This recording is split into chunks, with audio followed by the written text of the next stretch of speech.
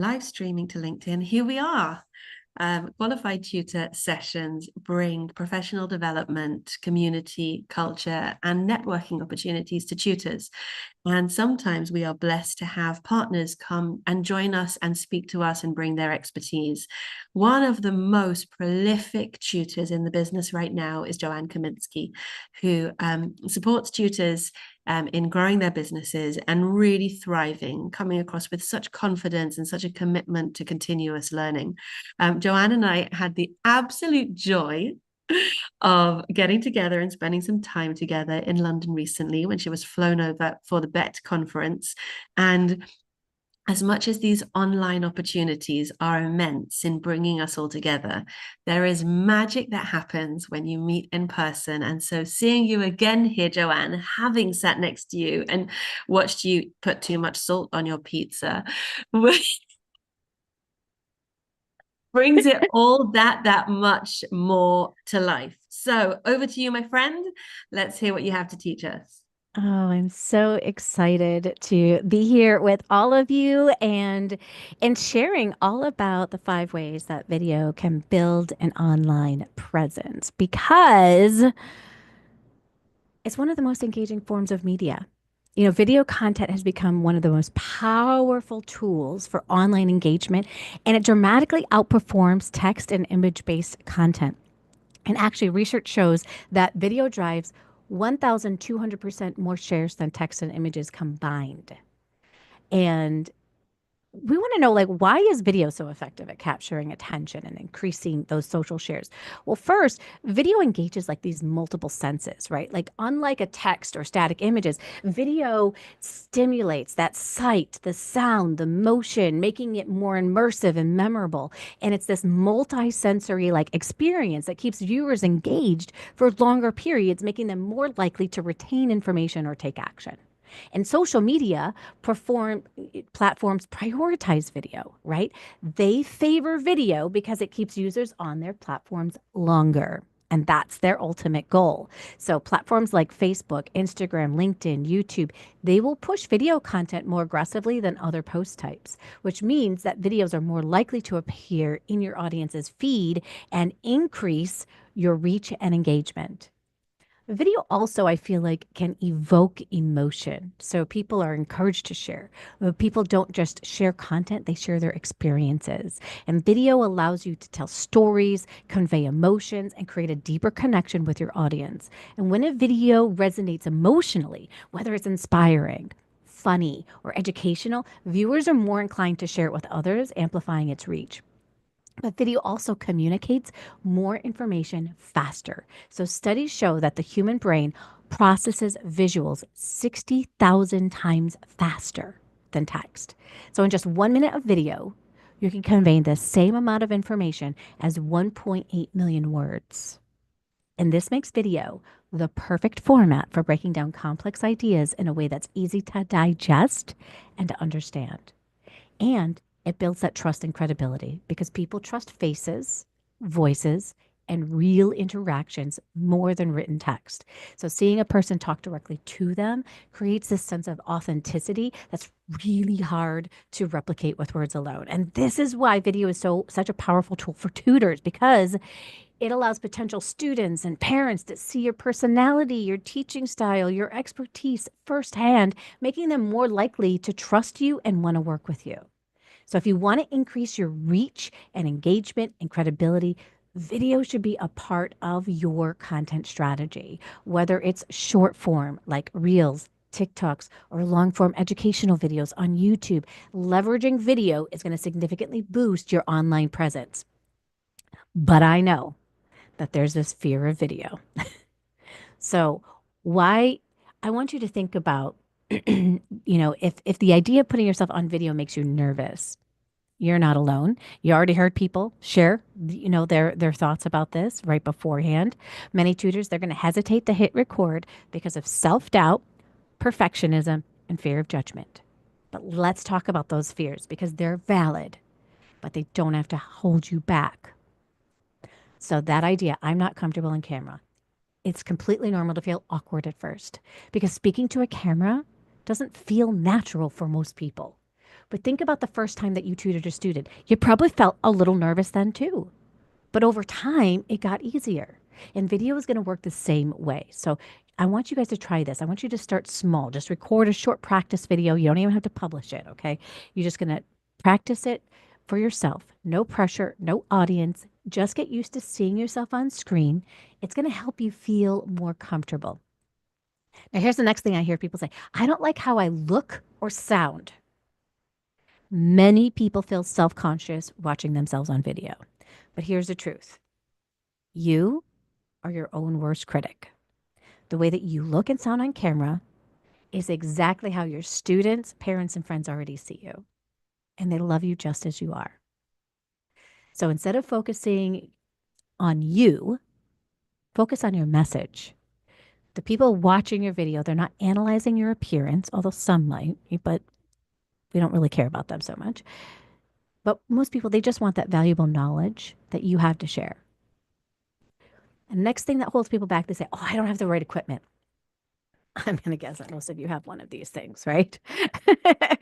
And honestly, I mean, they have now wonderful microphones that you can just hook right on up to your phone, and it will give you professional sounding video right there. And this little baby only costs $100, but you can get them even cheaper now. There's like $20 or $30 versions of the same kind of thing.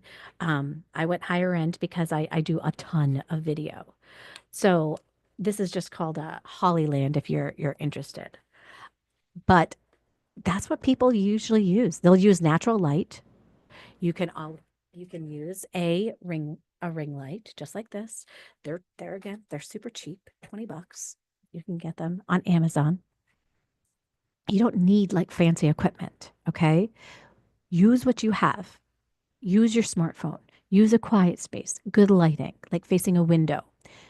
And that's enough to get started. Your content matters more than the production quality. Now, I know some people think, well, what if no one watches? It's easy to feel discouraged when you post a video and then you don't get immediate views. But consistency is going to build visibility. So everyone starts with 0 views. What matters is showing up. So just think of a video as long-term investment. Every video that you post is going to help your online presence. And over time, your audience is going to grow and people are going to start recognizing you as the go-to expert in your field. Now, I know some of you think inside of your head, but I don't know what to say. You know what? You don't have to have the perfect script and every word be perfect. The best videos feel like a natural conversation. So just like you'd explain something to a student, explain it to people that you're talking to online. Pretend that you're talking to a parent that you're trying to explain a certain concept to. These things are going to really help you. So today we're going to talk about the 5 ways that video helps build an online presence. We're going to talk about how video builds that know, like, trust factor faster, how video improves SEO and Google rankings, how all social media platforms, they have their different styles of video that do well, how video creates social proof when you're featured on other YouTubers channels, and how video gets shared more, which is going to expand your reach and online presence. So let's start with that video, how video builds that know, like, trust factor. I'm actually going to give you this is called the KLT cycle, know, like, trust factor cycle. There are 3 things that happen when you're building know, like, trust. To build know, like, trust, you need to establish authenticity. You need to apply logic, and you need to demonstrate empathy. So let's talk about, what does authenticity mean to you guys? I'm going to have you guys share on out. What does authenticity mean to you? Julia, what does authenticity mean to you? So it's a great question. For me, it means being honest. And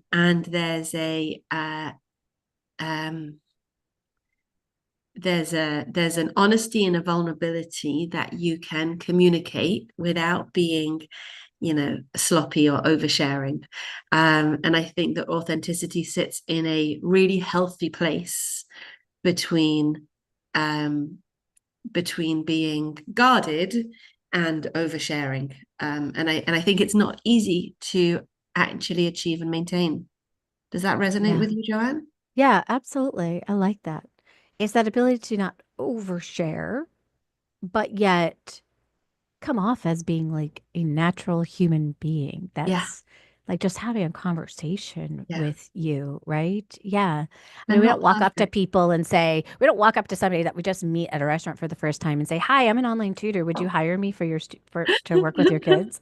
Right? Like that's just like a weird, that's not authentic, right? But if I just start like an authentic conversation like I would with a family I would be meeting in person, you're going to come off as more genuine, I think. I think that's right. And I think also, authentic in the professional context is something really quite specific. It's quite Mhm. measured and thoughtful. Hmm. Frankie, what does authenticity mean to you? I think in a world where we have so much AI, that this is what we can bring when we come to the camera is even if we're using AI can never be us. And so our authenticity is telling our story, our experiences, showing our face, our personality. And like Julia said, those vulnerabilities are also going to help us connect with that audience, with also maintaining that professional persona that we want to show to our audience. Yeah, absolutely. Absolutely. Lisa, what does authenticity mean to you? In the tutoring space, I would think it means representing who you are when you're actually being a tutor and showing what they'll get as a tutor. Yeah. Because if Yeah. you're a completely different person on your video, they feel like they got like a switcheroo. Yeah.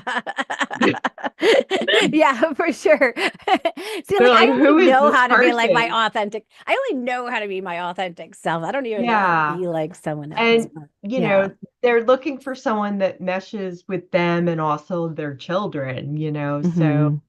I feel like you've got to come across in who you are when you're dealing with a parent and who you are when you're dealing with the child. Yeah, absolutely. Absolutely. I love it. So you guys already really understand this whole like authenticity piece. And that's what we have to bring to the videos that we end up creating as well.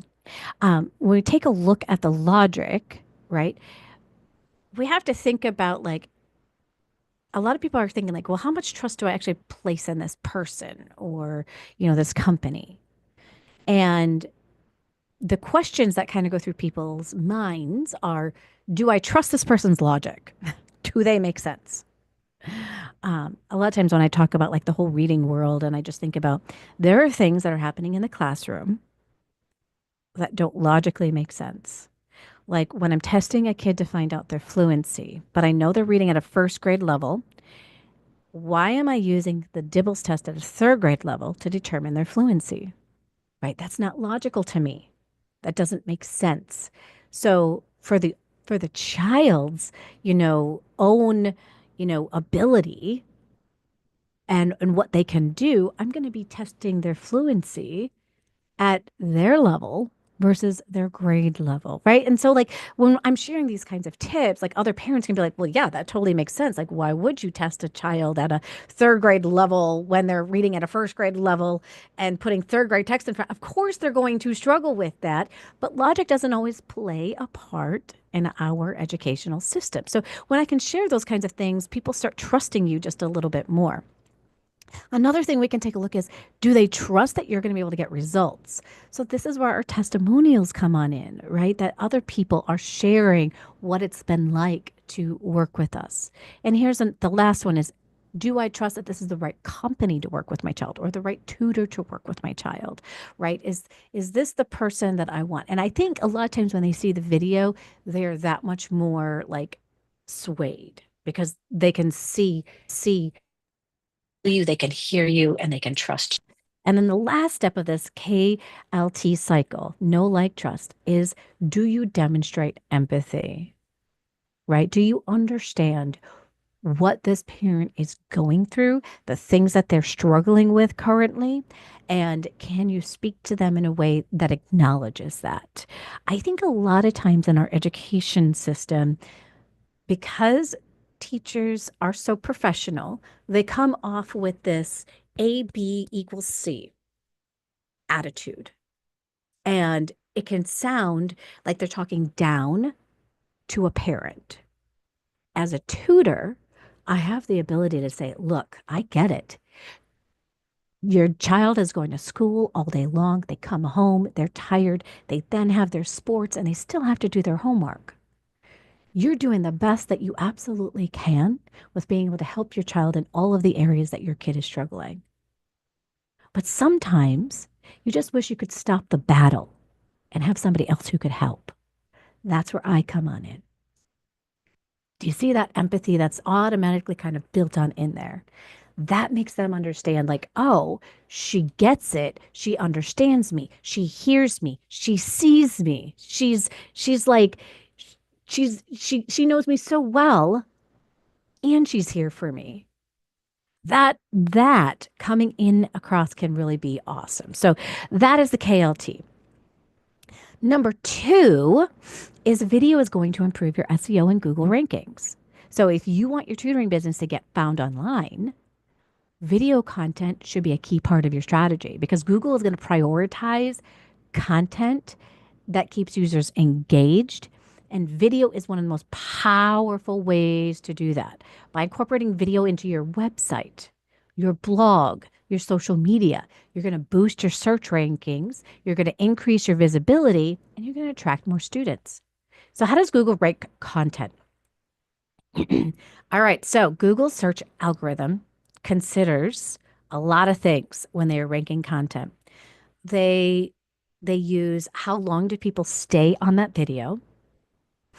Are people engaging with that video? Are they liking it? Are they commenting on it? And user experience. So video is going to play a huge role in all 3 of these areas. Now, when it comes to SEO, for those of you that don't know SEO, SEO means search engine optimization. Those are some big fancy words for how does Google rank content? SEO is, when I think about it, one little piece of it is keywords. And so if I can think about what words are people actually typing into that URL bar, and I can take a look at how many people are looking at that and how much content am I competing against? When I can find those 2 numbers, which inside of my community in the Insider Secrets Club, we've talked about, we use a couple of tools to find the answers to that. It's not just like thinking of what keyword do I think people are putting on in. It's actually finding the data that supports what words people are typing on in, looking at the questions that they're typing on in, looking at how much content already exists, and then knowing, can I fight for that keyword when I create content so people can find me? Because if I create content on a keyword that has too much information, guess what's going to happen? Nobody will find it. People are way too busy these days to go searching on Google and to keep clicking that button to be able to find us. So it's really important that we find those keywords that we can rank well for in our stuff. So we have all of these different pieces here. And this is going to help. And I want you guys to know YouTube is actually owned by Google. So more than 2 billion logged in users visit YouTube every month, making it the 2nd largest search engine in the world after Google itself. So Google is still the biggest player out there when it comes to understanding, like, what do I need to rank for? People ask me, well, how do I find keywords on Bing? Or I'm like, you don't even want to worry about that, because eventually what's going to happen is if you're worried about YouTube and Google, you'll probably get found on those other platforms as well, because they use a similar ranking system. So Google often is going to prioritize their YouTube videos and their search results, meaning that your video could appear above traditional blog posts. Websites with embedded videos are 53 times more likely to rank on Google. And so when you embed a video on your website, you significantly increase your chances of ranking on the first page of Google. And this is because, again, video keeps visitors on your site longer. And that's one of the things that Google is looking at. Do people bounce when they come to your website? Like they see your website and they leave? Or do they come to your website and do they stay on your website? If they stay on your website, that gives you a higher SEO scoring number. So let's just pretend that the scoring number is between 0 and 100. If you have, people that bounce on your website frequently, maybe you get a score of like 5 for that, right? And so if you're scored at 5, do you think that somebody who has a score of like 70 is going to outrank you? They will. So that's why this is all really, really important. So having a video on there keeps them on your page longer compared to tutors that do not put a video on their website. Google favors content that keeps users engaged. So the longer they stay, the better the rankings. So what can you do? The first thing you can do is you can optimize your YouTube videos for search. You can use keywords in your title and in your description. You can also make sure to use your keywords in your video itself. So if you did find a keyword, you want to make sure you use it inside of the video. So think about like the higher ranking keyword tools. I use Ubersuggest to be able to find my keywords. Fantastic, fantastic tool. And then I just use YouTube. I just use Google's algorithm to kind of check and see which tools are inside of there. A lot of people don't think about a backlink strategy. So what is a backlink strategy? Well, when I create video and people share that video, they're backlinking back to you. And this is where sharing comes in really handy. But I can also backlink to myself in my business. I can backlink, like I can actually, when I am writing a blog post and I put a video into my blog post, and then they watch that video, and then that video tells them, hey, check out this over here. That's a backlinking strategy because they're going to go from one of your videos to another one of your videos. And backlinking really helps with this. And again, backlinking strategies help build up your SEO score. And we have content creation here, developing video around content, commonly search educational topics. We want to think about what questions do people frequently have. And there's a few things that we can do to find the answer to this. We can go to Quora. We can find out what questions are people already asking. I can go to Ubersuggest and I can find out what questions people are asking. And I can also listen. I can use what's called social listening. Social listening is when I'm inside of other groups on like Facebook, for example, and I listen for what are people actually asking. And inside of our community, we've developed core content based off of the 10 frequently asked questions that parents ask and the 10 frequently asked questions parents should be asking. Because this then helps you create that right content. And then we find the keywords after we've created our content. Because I always tell people, we create content for people, but we use the algorithm to help us get found. So not every single piece of content you create has to have keywords, because we want to make sure that we are still communicating that authenticity to our ideal client. And sometimes when you are only answering the questions that you can find a keyword for, it's going to kind of stunt that authenticity from coming on through. All right, so let's take a look at number 3. All social media platforms have styles of videos that do well. One of the biggest mistakes that I see tutors make: I created a video, let me share it everywhere. But not all videos do well in certain spaces. So I can't just take my one video, share it on YouTube, share it on TikTok, I can't have that strategy anymore. What I really need to do is I need to understand the different platforms, what type of content does best on those platforms, and create content for those platforms that are going to do best. So sometimes I'll think about like, oh, what would this content be best as? Would this be best as a conversation that I could do a live stream with another person? Would this content be best as like a 30-second short? Maybe it's a tip. Would this content be best as, if I present it in a fun way? Then that would be for TikTok. Would this content be best for like long form does really well on YouTube. So really thinking about the different social media platforms is going to be really, really important to maximize your engagement and reach with those videos. So YouTube is best for educational content and in-depth tutorials in searchable topics. How many of you guys wanted to learn how to do something and you went to YouTube to figure out how to do it? Raise your hand. Awesome. Yeah, we all do that. So those are the types of videos that do really well there. So if you're looking for, if you like, think about your own user behaviors when you think about the type of content and where you're going to go to get that content. If Instagram is really great for short form, engaging visual storytelling, Facebook's all about community. So think about how can I be a part of like other people's communities, or how can I connect with other communities? How can I be of value inside of communities? Maybe I decide to start my own community. Whatever you feel like at this stage you feel best at doing, but that live streams do really well on Facebook inside of communities.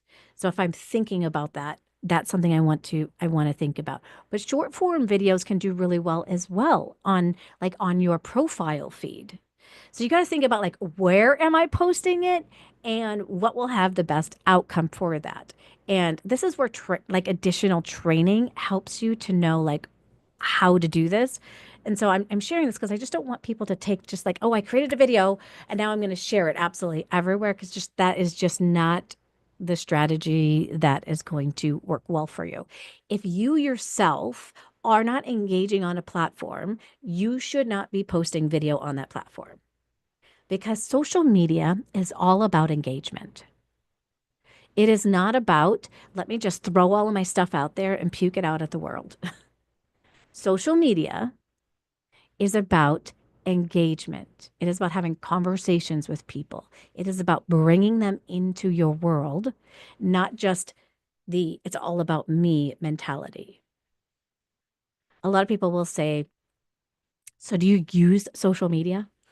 Just, I want you to think about that word, use. Use. Do you like to be used? Nobody likes to be used, right? Yet we use social media just to get our stuff out there without actually engaging with people. So we then don't see a lot of people liking our content or following or doing that. We can't just put our content out there. We have to actually follow people, like their stuff, engage with their videos, engage with other people, and have conversations with people. And when you do that, your social media presence is going to grow and you're going to have a lot better ROI for the time that you're putting on in. How-to videos and tutorials, these can be great on YouTube. The Instagram, short form, engaging visual, quick tips, maybe personal branding or behind the scenes videos. Those do really well on Instagram. When we think about LinkedIn, I want you to think about it as the black suit and tie. Okay. We come as a professional. So here you can share your professional tips with parents in here in a much different way than you would share it, let's say, on Facebook. And then on TikTok, it's definitely a little bit more fun, a little bit more engaging, more like Instagram. A lot of people will take their TikTok videos and put them on Instagram. They kind of have like a similar personality, but you don't want to just take, like, if you've created a video in TikTok and it still has that TikTok branding on it, don't put it in Instagram. You want to create your videos and then upload them to TikTok and then upload them to Instagram, because if you are taking that same video that's kind of got that fun, whimsical kind of feel to it, then it's not going to have the kind of results that you want. Like people like, oh, they just took this from TikTok and pulled it on over here. All right, number 4, video creates social proof when you're featured on other YouTubers' channels. So I want you to think about this. When you come into somebody else's community, when you collaborate with other people and you have videos that other people are looking at and seeing, amazing things happen because of that, right? They're vouching for you. You are borrowing their credibility to get on out there for them to see what it is that you are doing. So it's going to create social proof. And social proof is one of the most powerful ways to build credibility and attract more students. So when you're featured on other YouTube channels, podcasts, or collaborations, you're going to tap into a new audience that already trusts the creator. Third-party validation is going to make you look like a recognized expert in your field, even if you don't feel like one right now. Like you're still going through that I'm in imposter syndrome mode, right? When you guest appear on other educators' YouTube channels, when you offer to share tips on tutoring or learning strategies or business growth, this helps.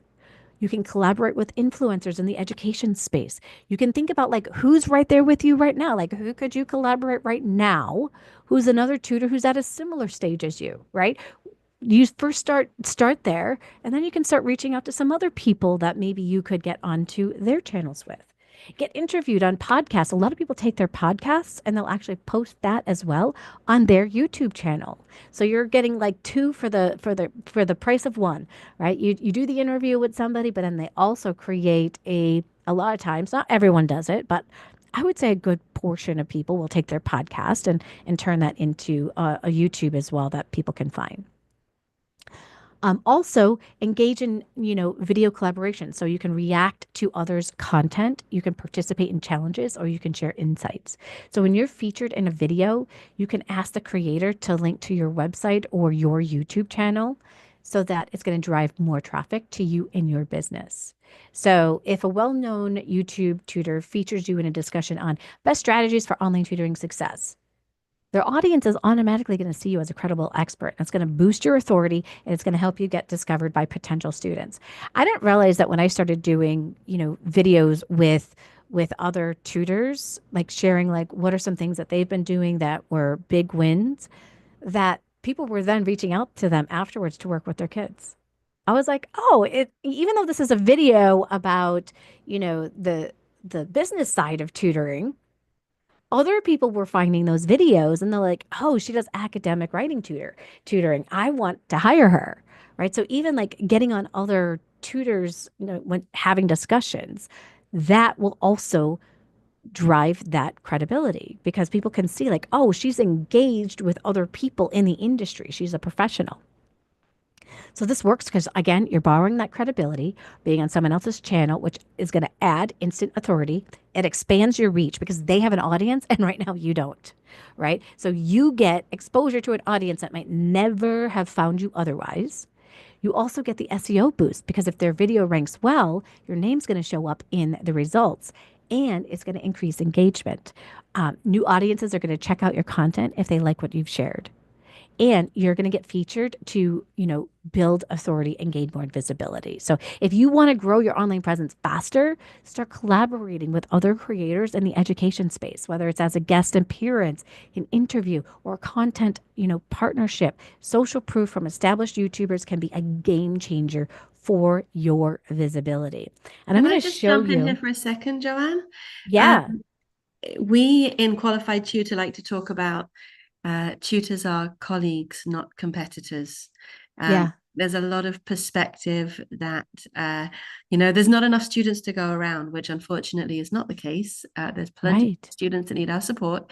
And just like the medical profession should be sharing best practice about what medicines work and what care works, in the same way, tutors should be sharing knowledge about what works best. And we should not feel like we need to, we shouldn't have the scarcity mindset. We should have an abundance Right. mindset. Exactly. And that's transformational for a tutor who feels like they can open up instead of staying shut down. Yes, absolutely. 100%. I so agree with that. And we talk about that inside of our community as well, that it's not about competition, even if they tutor the same exact thing. And people can see me as well, like networking with other, professionals who help tutors with their business, because we're not all going to communicate in a way that resonates with people. Yeah, And so there's more than enough people to go around that's right. that we all can collaborate and work with together. That's So I right. want to show you guys something that's really interesting. So when I share my desktop here, I just put inside of here Joanne Kaminski, and I want you to see what happens as I do this. But as we take a look at this, you'll notice here I am on another person's. Does anybody know who this is? This is that teacher dude. And online teacher dude right here. That's one of the first ones that focuses that it's coming on up. If you take a look, you can see additional information here. Here's my website. This is my reading website. So for me helping out other tutors, I'm going to click here for a second because if we go here, I want to show you guys, what do you notice I have on my very first page? A video. Scary. I did this completely unscripted too, you guys. I just spoke to the camera and then I edited it myself. So you can see even just looking at my facial expressions here without even hearing it, right? That, okay, I'm clearly talking to, it looks like a person as I'm welcoming them to my website and sharing, some of the things that they're going through and all of that kind of stuff, right? And, and using empathy in the writing that I have. And this is really, really key, important stuff. So as I come back on over, I think I was was I sharing my website when I did that? Or did I just share a tab? I never know. My computer's new to me here. So yeah, nope, desktop, perfect. Yay. Here we go.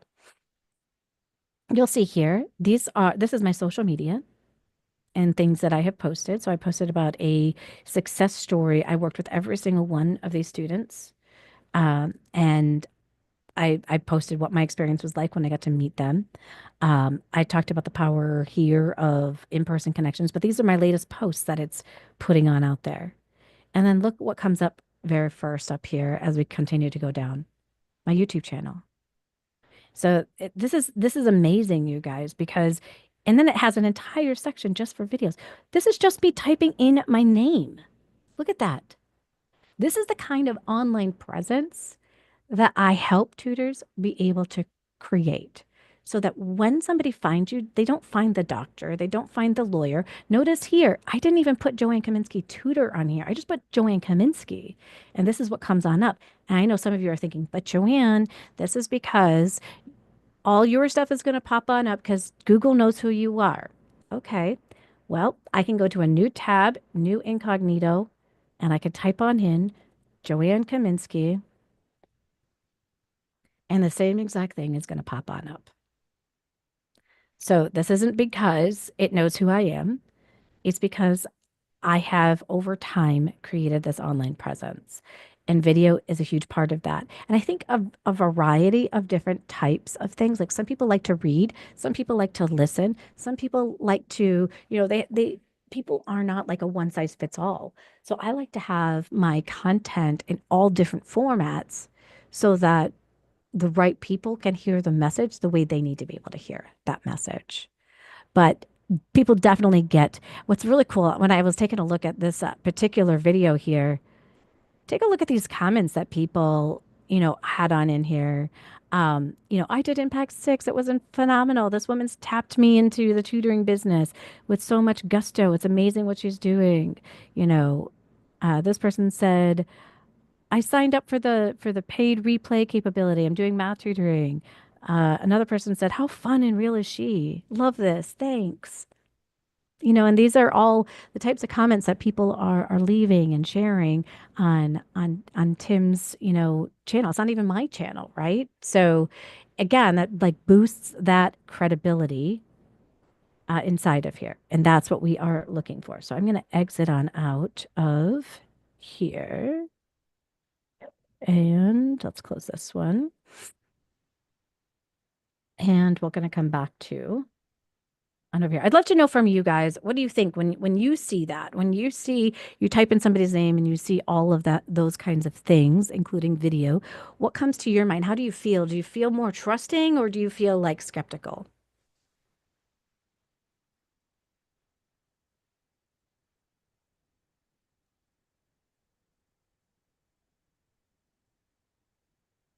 Go ahead, Claudine. I, I tend to feel like, oh, they've been busy making sure they can be found. Sure. Yeah. That could be the first thing that pops through someone's head. Like, okay, they're really like doing a great job of trying to get found. Sure. Anyone else? What else goes through your mind? How about for you, Julia? Um, yeah, I think I definitely um, get to know somebody better through. So I actually was looking at an SEO person recently, and I really moved very fast through their content with website and then YouTube channel and then audiobook. And then I ordered the book and then I applied for their help and I didn't get their help because I wasn't at the right level for them. So I got a referral for somebody else. And we've now taken that person on and they're brilliant. So that funnel worked really, really well. And it definitely started with videos. His videos were seriously good. And they made me feel exactly like that person described about you, that you're real and also helpful. Yeah. Yeah. And I think that's the most important thing is like you kind of go through that process as you're in the research phase, right? So you're researching online. You found somebody who you're like, oh, like this person would be fantastic. But then they're like, okay, well, but you don't really meet our qualifications. You're not bringing in enough money. But hey, we can suggest somebody else. So then you probably went through that research phase again Right. with that Yeah. other person. Or sometimes we just feel stronger about a recommendation. We move forward with it regardless and don't do research. It just depends on the personality of the person. And then you get to see what happens and you go through that funnel again and you get to see, okay, so when somebody else is recommending somebody, we already have like we take their credibility of the person who's recommending them and we apply it to the next person. And actually, because of course Odette was involved in this process of taking this person on, also, she was super insightful because she said, when we interviewed them, she said, how were you chosen to be the recommended partner for the original person? And I think that that's, how did you end up on this particular video becomes relevant also. Why is there this association? Where's the trust coming from? Oh, that's really great. Mm. So she really like wanted to really dive deeper on into that and be able to be a part of that. I love it. That's fantastic. And let's go. We're gonna do this. But these collaborations, though, they really can have a big piece into what it is that we are doing. And I want you to think again, collaborations doesn't mean that I am competing with these people. I had two reading tutors who they decided to do a podcast together. And some people move forward with one tutor and some people move forward with the other tutor because they connected with their personalities differently, right? And kids do as well. Parents know what type of personality. This is one of the biggest gifts that we have as tutors is that parents want to be able to choose us.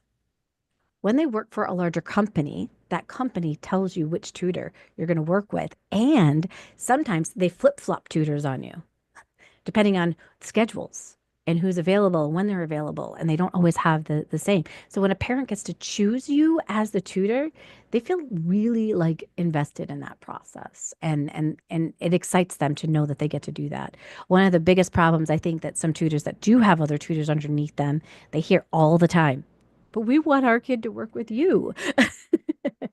And they don't realize like, well, I can't take any more students right now. So um, yeah, it's important to know that that's kind of a process that parents go through. So let's take a look here on number 5, which is video gets shared more, which is going to expand your reach and your online presence. So there are things that you can do to get people to share. You can ask people to share, right?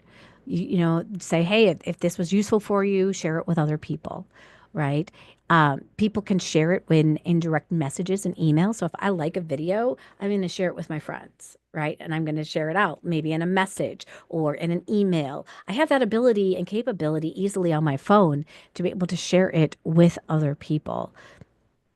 You can also embed your videos into your blog post, your website, and people can actually do reactions and duets. So if you're like on TikTok or Instagram, they can actually remix your video, and that can give you a little bit more viral potential. I haven't seen too many people taking my videos about how to, create an online tutoring business and decide to do a duet with like my content. But, if you're doing a fun type of piece of content, others might do a duet, but those are just some different things when you start going into those platforms that you can play with.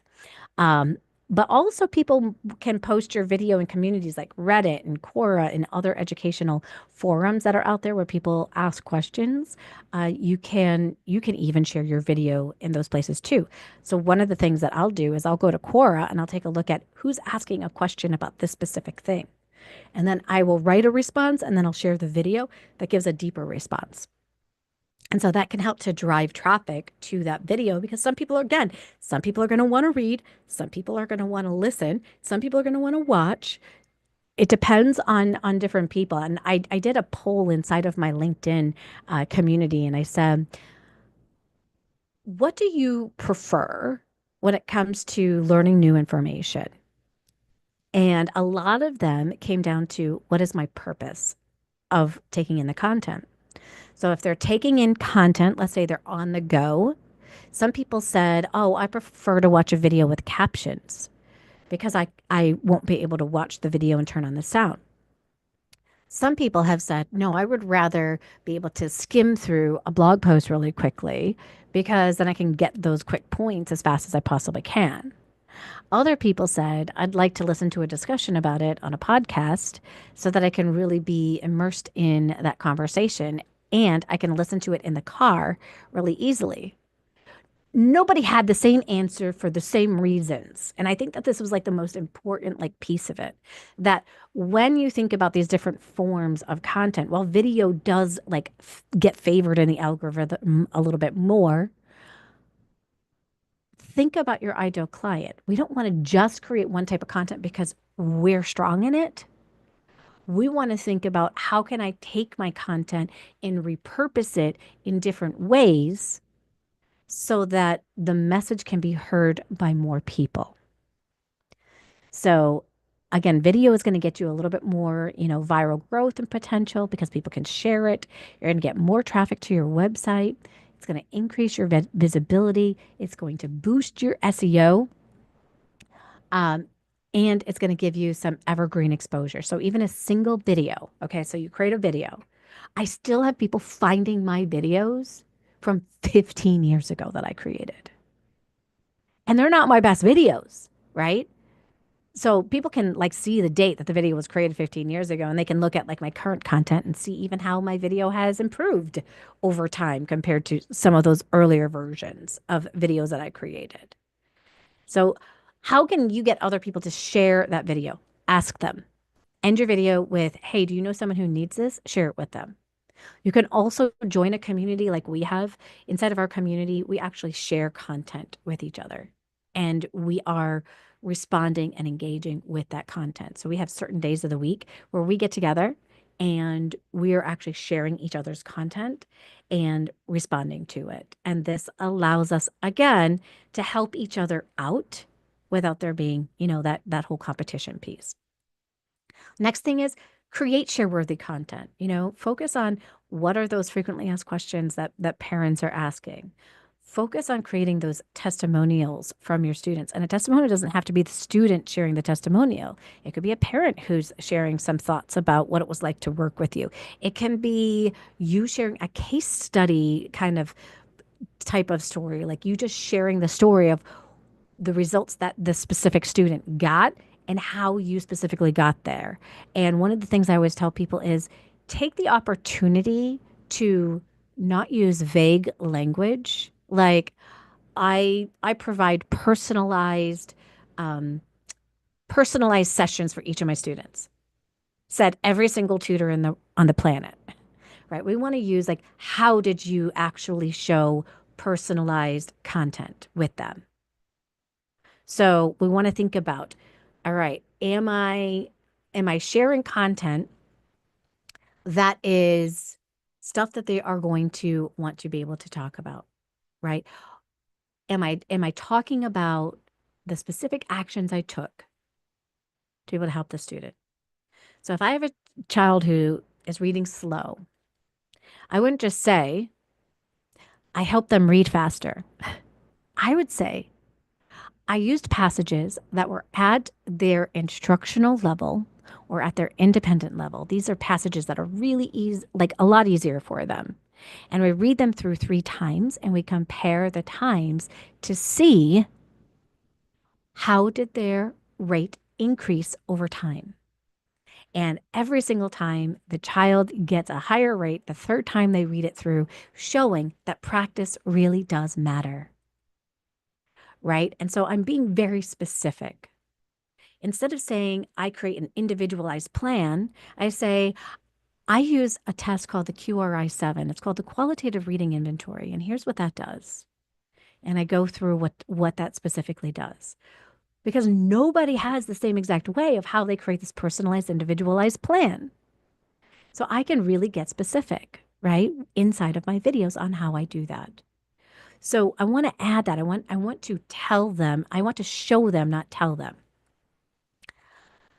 These are all going to be really, really helpful when it comes to creating that video that people are going to want to watch. It's going to convince them to want to move forward with working with you. And it's going to be part of the process. And it doesn't matter how many likes or shares your video gets at the end of the day. That video is an evergreen piece of content that can keep people get the opportunity to keep finding time and time again. So now that you've taken a look at, like, we've really taken a look at the why should I be using video inside of here for all of this. Inside of our community, our Insider Secrets Club, we actually guide you through the process. And I know there's a lot of people who are still stuck on the, I don't like to hear my sound of my voice. I don't like the way that I look on camera. We're actually working through every single one of those things to help you feel more confident and to help you communicate in a way that is going to be great for you and make you feel more comfortable doing it. Because the more you do it, the better you get, the better it is. Thank you, Joanne. Goodness me. You Yeah. know, I am amazed to hear that you have videos up from 15 years ago. I'm not sure I feel like I was in a very, very different place 15 years ago, up to my eyeballs in babies, I think, mostly. Probably.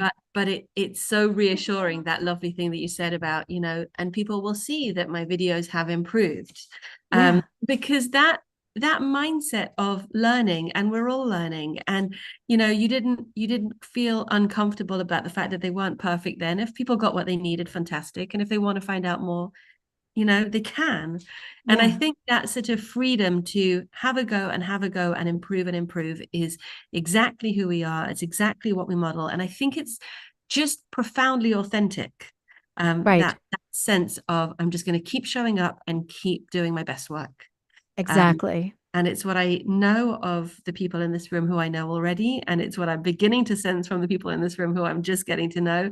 But honestly, Joanne, your community is really something special. And anybody who wants to learn how to do the business side of tutoring in a safe and supportive space, I really, really encourage you to get in touch with Joanne.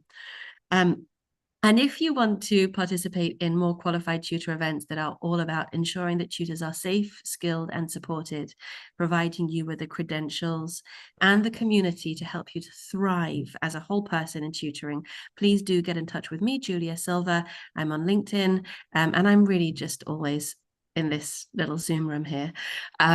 And qualified tutor membership is really becoming a very, very special thing. So I'm really happy to be able to share it with you guys. Thank you again. Have a wonderful day. Those of us who are enjoying half term, let's remember to treat our children to ice cream this afternoon. And that's what I'm going to do now. So see you guys later. Bye. Thanks again. Goodbye, Joanne. Goodbye. Bye.